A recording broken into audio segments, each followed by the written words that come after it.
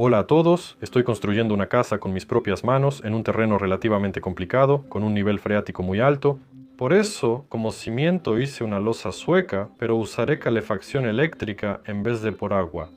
Este cimiento me dio tranquilidad sobre la casa y evitó preocupaciones por grietas o hundimientos, aunque es solo una parte de las soluciones. Otra parte importante es la banqueta aislada, tema de este video. Muchos constructores autodidactas minimizan la importancia de la banqueta y solo la hacen al final de la obra, o incluso varios años después, ya cuando se mudaron a la casa. Yo, en cambio, decidí hacer la banqueta en cuanto tuve las paredes, incluso antes de que la casa tuviera techo. Los trabajos para hacer la banqueta aislada los comencé al final de la temporada de construcción pasada, y lo primero que hice fue colocar el aislamiento de la banqueta con Penoplex. La anchura de la banqueta aislada la determiné un poco mayor a 1,20 m, lo cual coincidía con la longitud de la lámina de extrusión y resultaba conveniente para realizar el trabajo. Durante el movimiento de tierra, ya había hecho una base de arena del ancho de la futura banqueta y tenía lista la superficie para el aislamiento. Quería hacer los trabajos de la banqueta antes de levantar las paredes, pero no compré suficiente extrusión por falta de presupuesto. Ese otoño comprendí que no podía prescindir de la banqueta. Para otoño, todo se llenó de hierba, incluso con el geotextil, ya que crecía en el borde de la arena y hacia la casa. Mirando hacia atrás, no habría pospuesto estos trabajos, para no tener que perder tiempo extra quitando la hierba de la superficie. Ese es el segundo detalle que tendría en cuenta si volviera a construir. Hice la base de arena al borde del aislamiento perimetral, pero debía hacerla 15 centímetros más grande por lado. También se me cayeron manzanas. Y aquí ya huele a sidra porque aquí todavía da el sol y ya empezaron a fermentar. Es mejor terminar esto de inmediato. Si falta Penoplex, ve a la tienda y conclúyelo, porque limpiar después con la pala no es agradable ni vistoso. Puse las hojas de Penoplex en las ranuras del aislamiento según el gusto de P. Como utilicé poliestireno extruido como aislamiento para la cimentación, todas las hojas de extrusión las coloqué con espuma, es decir, puse espuma en todas las uniones para crear un contorno de aislamiento continuo.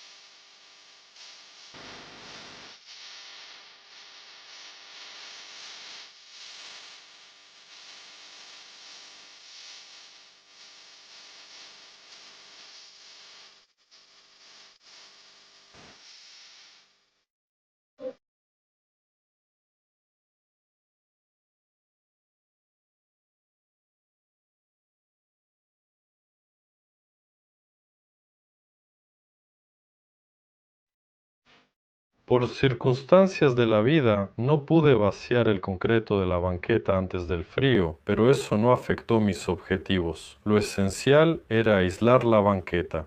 Luego cubrí el Penoplex con una película para protegerlo de los rayos ultravioleta, ya que otros factores no lo afectan. Así fue como mi casa pasó el invierno y como se puede ver, en un año no pasó nada afuera bajo la película con el Penoplex. En uno de los videos anteriores les conté cómo cometí un error con la salida del drenaje y cómo mi drenaje hecho se convirtió en el riego de la mancha de construcción. Por ese error en primavera, toda la base de arena bajo mi casa se empapó en vez de mantenerse seca. Aunque de día hacía calor, por la noche bajaba mucho la temperatura. Sin el aislamiento del perímetro, no habría evitado la hinchazón por heladas y las consecuencias habrían sido graves. El aislamiento en el perímetro me salvó. Incluso esos 5 centímetros de EPS, aunque parezcan insignificantes, colocados en 1,20 m tuvieron un gran impacto. Ni siquiera heladas de 34 grados congelaron el suelo bajo la casa. Transmisión de emergencia desde el área afectada por heladas. Varios suscriptores me pidieron mostrar visualmente el efecto de la hinchazón por heladas. Por ejemplo, colocar un objeto en el suelo, marcar su posición y observar cómo cambia durante el año. Porque veo que, en los comentarios, la gente se divide en 3 tipos. El primero es, la hinchazón por heladas, todos vamos a morir. El segundo niega la existencia de la hinchazón por heladas. Muchos creen que es cosa de mercadólogos que solo buscan vender más materiales. El tercer tipo de personas piensa, la hinchazón por heladas está bien. Si a la segunda gente lo único que puedo recomendarles es que vuelvan a tomar el curso de física de la escuela, para todos los demás, que son personas razonables, encontré un ejemplo visual para demostrar el efecto de la hinchazón por heladas. Un amigo en verano construyó un garaje y con el concreto que le sobró hizo una pequeña rampa de entrada, solo para mayor comodidad. La puso directamente sobre la capa fértil del suelo. Un hermoso día otoñal tras las primeras heladas. Por la mañana, mi amigo sale al garaje para tomar el auto e irse al trabajo, pero la puerta no se abre. La tierra se congeló bajo la entrada, se levantó y mi amigo tuvo que usar la amoladora para quitar varios milímetros de concreto. Al día siguiente sale para tomar el auto e irse al trabajo. Otra vez las puertas no se abren porque la tierra se congeló más y levantó más el concreto. Y resultó que había que quitar 4 centímetros y pasa que él en invierno, ahora se abren bien, pero en invierno raspan con el concreto.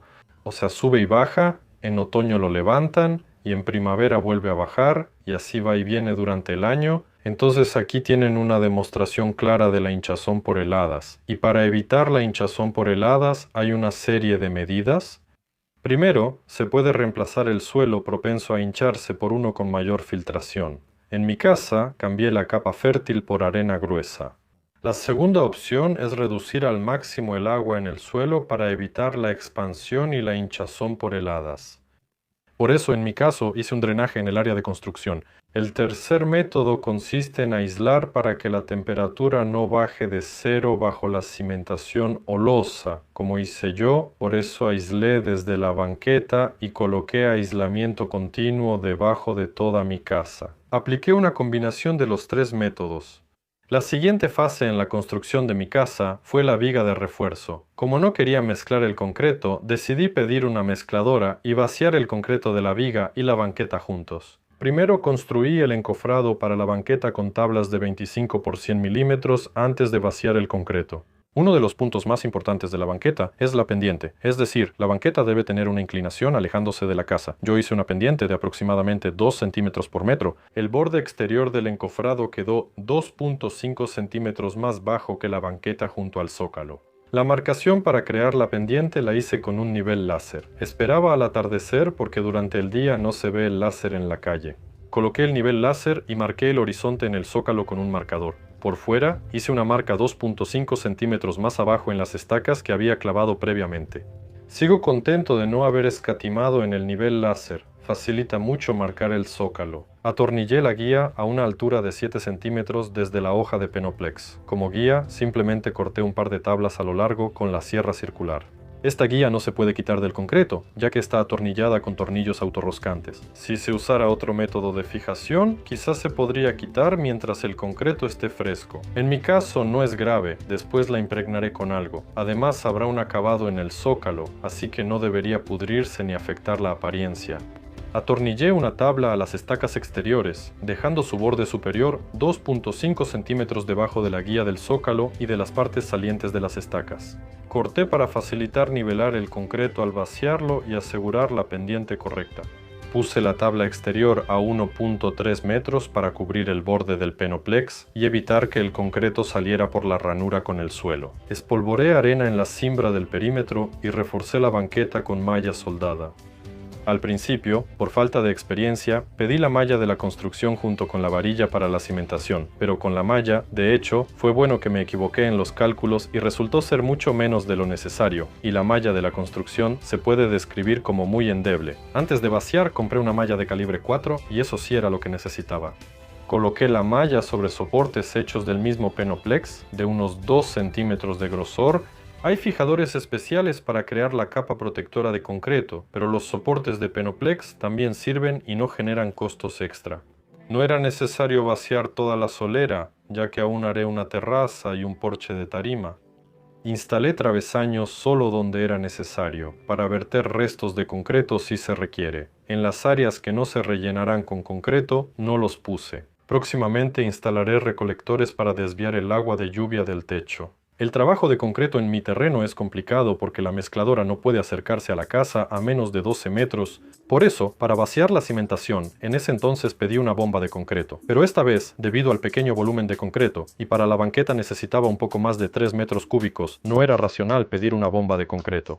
No es posible vaciar la mezcla directamente, así que construí un recipiente con tablas, bloques de gas y plástico en la entrada, con capacidad para unos 2 metros cúbicos de concreto. Después, gracias a la ayuda de mis amigos, llevábamos el concreto en cubetas y vaciábamos la banqueta. Intentamos usar una carretilla, pero se rompió muy rápido.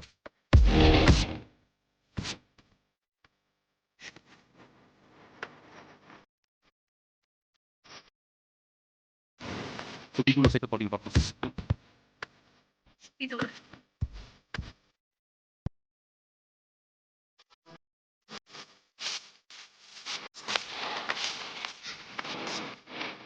Títulos hechos por Mató.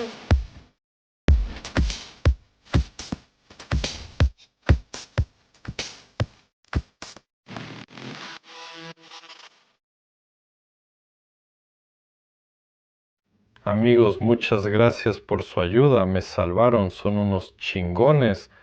Como la siembra estaba nivelada, alisar el concreto fue sencillo. Usamos una regla y en otras áreas un trapeador casero. No logramos una superficie perfecta porque el concreto con grava es difícil de nivelar, pero en general quedó bien. En las zonas donde la solera estará bajo las terrazas, los muchachos y algunos gatos de los vecinos dejaron sus huellas para la posteridad. En los lugares donde no se vació concreto, simplemente cubriré el penoplex con una película y formaré la pendiente usando arena, ya que ahí también puede entrar agua y así se drenará en la dirección correcta. No cubrí el concreto tras vaciarlo porque el pronóstico preveía una semana nublada y lluviosa. En otra ocasión lo cubrí con una película, como al vaciar la cimentación en mi casa, para evitar que el concreto perdiera humedad y se agrietara. Aunque se esperaba lluvia, igual venía a diario a mojar el concreto y veía cómo escurría el agua. Verifiqué que la pendiente estuviera bien y, aunque está inclinada, parece plana a simple vista. Por mi experiencia viviendo en una casa, sé que la solera es conveniente como camino. A menudo se puede ver que la solera de la gente o los mismos caminos de concreto están agrietados, y para evitar que la solera tenga grietas hay que hacer juntas de dilatación. Se pueden instalar durante el vaciado poniendo tablas cada par de metros, pero en mi opinión no es estético y las tablas suelen pudrirse. Yo simplemente corto la solera de manera transversal con una amoladora en varios lugares y lleno la junta resultante con sellador. Más adelante, será necesario recortar los pozos de drenaje para que las tapas queden al nivel de la solera y rellenar alrededor de la casa. Hazlo de modo que haya pendiente hacia las zanjas y el estanque, así al derretirse la nieve en primavera, el agua fluye y no se acumula cerca de la casa. En YouTube existen muchos videos sobre la solera suave aislada, es decir, sin concreto. Se realiza igual, se forma la pendiente con arena, se coloca la extrusión, luego el planter y todo eso se cubre, ya sea con arena, grava fina o losetas. Dicen que es más barato que una solera de concreto, pero dudo que realmente se ahorre mucho dinero. En mi opinión, el principal argumento a favor de la solera blanda es la ausencia de trabajos de concreto. Tras cargar más de 3 metros cúbicos de concreto en cubetas, pensé que hacer una solera blanda es mucho más fácil que lidiar con el concreto. Esto aplica a mis condiciones. Cuando vaciar concreto con canaleta es difícil o no hay dinero para bomba, especialmente por el tema del dinero. La solera aislada costó cerca de 34.000 rublos, por metro cuadrado, unos 816 rublos. El trabajo llevó 42 horas, hombre, y ya se han gastado casi 1.200.000, considerando que casi todos los materiales del techo ya están comprados. Pronto les platicaré sobre los trabajos del cinturón de refuerzo y en poco tiempo ya tendré techo en la casa.